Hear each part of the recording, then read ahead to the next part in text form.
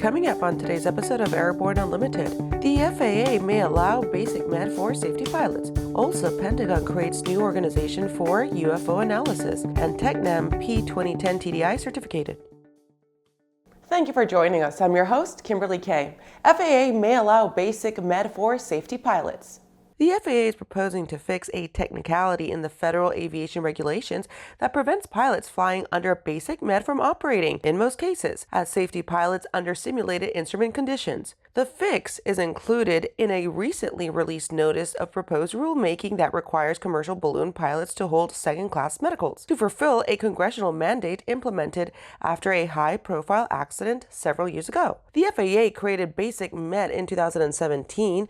It directly copied the law passed by Congress that required the agency to do so. While this allowed for an expedient rulemaking process, the rulemakers took the congressional language literally, that only pilots in command could utilize the new program. This meant that other required flight crew members, most notably safety pilots who are required to be on board while the PIC is using a view-limited device, still needed to have at least a third-class medical certificate. The new language changes instances of pilots in command in the rule to pilot in command or required flight crew member. This allows any required crew, including safety pilots, to use BasicMed. After the break, heavy Airbus A340 makes history. More news after these messages. During this season of Thanksgiving, you're probably appreciating the rebound of aviation after the tough times of the last couple of years. To help share that joy and that energy with you, you'll save 21% on all King Schools courses now through December 2nd. Just use the code word PUMPKIN at checkout. So happy holidays, and we hope to see you soon at the airport. Pilot Communications USA is proud to introduce our latest headsets, the Carbon A1 Active Noise Reduction and the Carbon P1 Passive Headset. Carbon fiber makes our headsets 30% lighter than others, which significantly reduces pilot fatigue. Our BlueLink hand control unit allows you to connect two devices at the same time, and the record out capability can send audio to an onboard camera or digital recorder. Get the headset that's so light you may forget you're wearing one at pilot-usa.com. At Diamond Aircraft, innovation is in our DNA. Whether you're taking to the skies for training or business travel, every aircraft in Diamond's lineup features innovative technology, an industry-leading safety record, superior performance and efficiency, and a comfortable flying experience. No other company has pioneered as many aviation firsts, achieved more milestones, or received the same amount of industry praise as Diamond. Discover why Diamond Aircraft is one of the most trusted manufacturers in aviation at diamondaircraft.com. Welcome back. With so much news coming out of the aviation industry, we're going to be summarizing some other interesting stories in a brief segment we call Around the Patch. Heavy Airbus A340 makes history in Antarctica.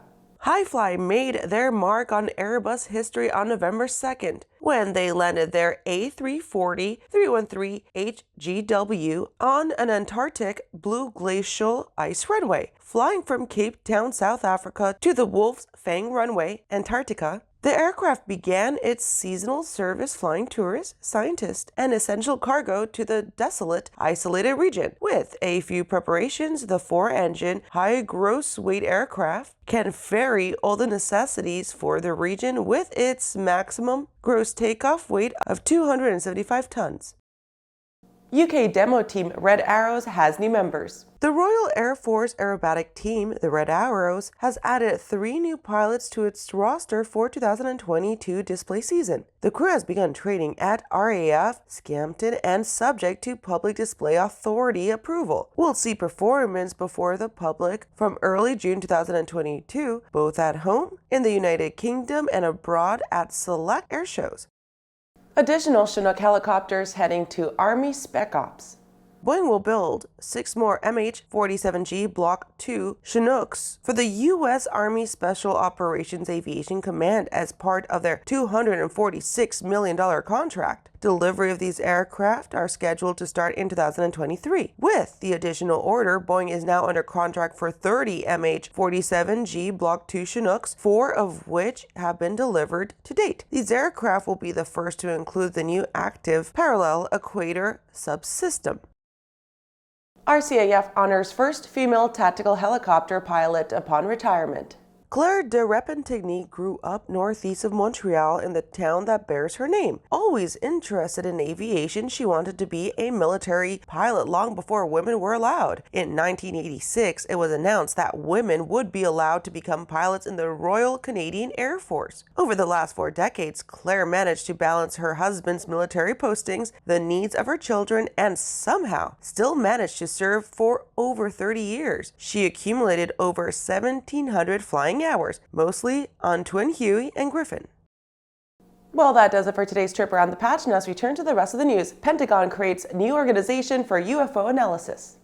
After a somewhat disappointing revelation of UFO activity in the summer of 2021, with some unusual footage and a few shrugs from the relevant authorities, after much buildup about answers, truth, and strange happenings, the end results was a bit underwhelming for those who imagine secret databanks of flagrant alien operations or mysterious spooky phenomena. The Pentagon must take the occurrences seriously. However, as they open the Airborne Object Identification and Management Synchronization Group under the Office of the Undersecretary of Defense for Intelligence and Security, the Pentagon described its interest in mysterious objects over military installations and training ranges, dismayed at the presence of unidentified aerial phenomena, sometimes showing little to no response to their attempts at intervention. Director of National Intelligence Kathleen Hicks stated that such things represent a potential safety of flight risk to aircrews and raises potential national security concerns. Using an integrated approach across the Department of Defense, the group will aim to minimize safety of flight and national security concerns associated with UAP or other airborne objects in special use airspace. After these messages, we have updates on Tecnam P2010 TDI. Those details after the break.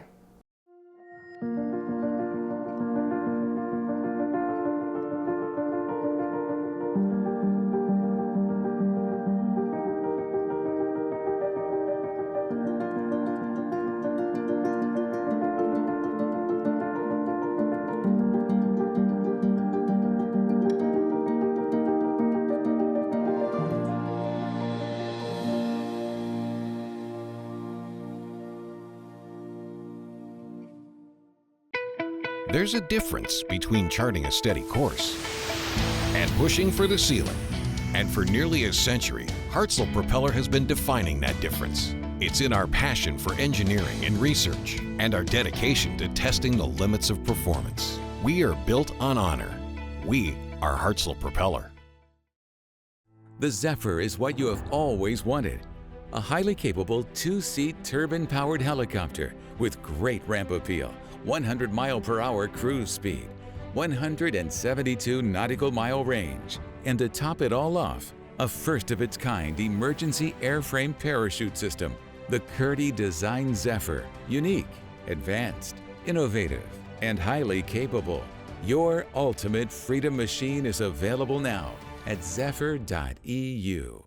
Welcome back. Tecnam P2010 TDI certificated.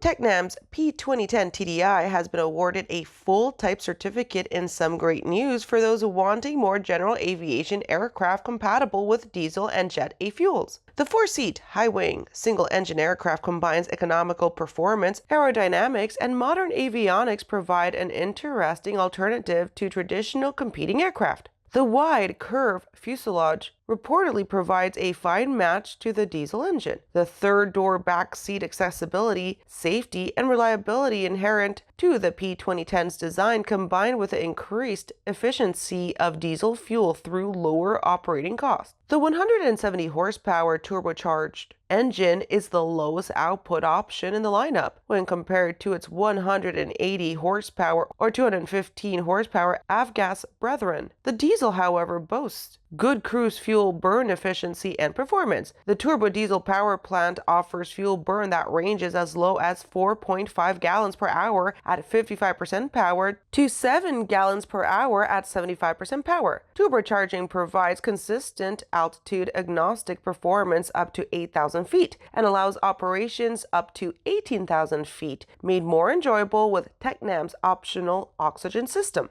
The standard fuel tanks grant a range over 1,000 nautical miles and endurance up to 12 hours, all accurately tracked through modern glass panel avionics. That does it for our show today. I'm your host, Kimberly Kay. You can catch episodes of Airborne on Roku and Fire TV. Just search for Aero-News or Airborne in the directory, and don't forget to follow us on social media. Thanks for watching.